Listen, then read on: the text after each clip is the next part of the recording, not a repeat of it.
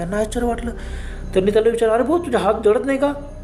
कुठलीही वस्तू वारंवार जळते का? एकदा जळालेले आहेत ते तर आता ते काय परत जळतील? हां, तिघं एकदम घाबरले. बापरे.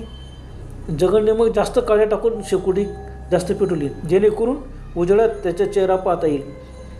आणि जेवढा हरभरे भाजलेले होते तेवढी राख बाजूला केली आणि बाजूला मोठा जाळ केला. पण तो खाली मान घालून हरभरे वेचण्यात गुंग होता. बस हरभरे फटाफट वेचत होता, खात होता.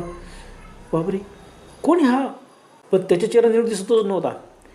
बस ते गप्पा मारत होते. मग तो यांना म्हणाला, हे हरभरे फार लहान आहेत, चला माझ्याबरोबर.